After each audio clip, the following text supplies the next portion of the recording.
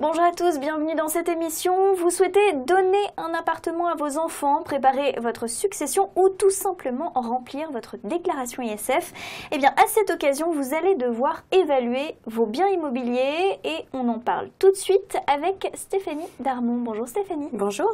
Alors, pour commencer, comment est-ce qu'on estime la valeur d'un bien immobilier d'abord? Pour connaître la valeur de vos biens immobiliers, il faut déterminer leur valeur vénale. Qu'est-ce que ça veut dire, ça, la valeur vénale? Concrètement, c'est tout simplement le prix auquel vous pourriez aujourd'hui vendre votre bien, compte tenu du marché et de l'état de votre bien. Quelle étape suivre?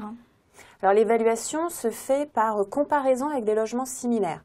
En clair, vous allez comparer les prix pratiqués pour des biens de même nature et de même état et situés dans des rues avoisinantes. Et quels sont les critères qu'on doit prendre en compte? Différents critères, que ce soit la localisation du bien, les caractéristiques de votre bien, c'est-à-dire la surface, le nombre de pièces, également la qualité de votre bien, est-ce qu'il est bien entretenu, quel est l'état d'électricité, d'autres critères comme le coût des charges, des taxes ou encore l'environnement proche du bien, c'est-à-dire s'il y a des transports aux alentours, des commerces, etc. Et est-ce qu'il est possible d'appliquer une décote?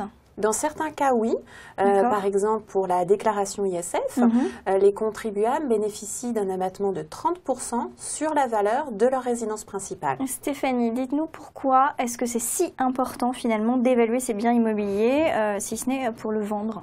Eh bien, lorsqu'un bien change de propriétaire, donc effectivement dans le cas d'une vente, mais aussi lors d'une donation, d'une succession ou pour la déclaration ISF, il faut savoir que l'administration fiscale se réfère à cette fameuse valeur vénale.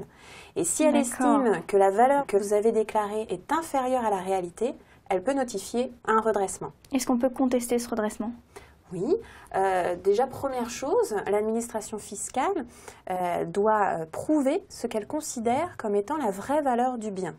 Donc dans la notification de redressement, elle doit mentionner tous les éléments sur lesquels elle se fonde pour fixer un autre montant. Et la réception, donc justement le contribuable là aura 30 jours pour accepter ou pour contester le redressement. Et si le redressement est avéré, qu'est-ce qui se passe? Eh bien, la valeur du bien déterminé est prise en compte et on va recalculer les droits dus. Et il faut savoir qu'également des intérêts de retard et même des majorations qui peuvent aller de 40% à 80% vont être appliquées. Donc dans ce cadre, il est plutôt essentiel de se tourner vers un expert, un spécialiste du sujet, j'imagine. Effectivement, vraiment le conseil, c'est de recourir à un professionnel pour évaluer ses biens immobiliers. Quel type de professionnel justement? À qui on s'adresse? Alors ça peut être votre notaire ou également un agent immobilier, un expert immobilier. Ces professionnels connaissent très bien les prix pratiqués puisque ce sont eux qui traitent les transactions immobilières. Il existe plein d'informations, notamment sur Internet. Est-ce que dans certains cas, on peut se passer d'un professionnel? Alors effectivement, sur Internet, on trouve des études sur le prix de l'immobilier en France. Mais alors attention, ce ne sont que de simples moyennes des transactions effectuées dans une ville ou dans un arrondissement. Elles ne vont pas vous donner une valeur précise de votre bien avec ses caractéristiques. Donc pour faire simple, recourir à un professionnel est plus sûr et surtout cette démarche prouve votre bonne foi en cas de contestation de l'administration fiscale. Donc c'est ce qu'on retient absolument, Internet pour plus d'informations et si on veut vraiment rentrer dans le détail, on se tourne vers un professionnel. Merci beaucoup Stéphanie Darmon.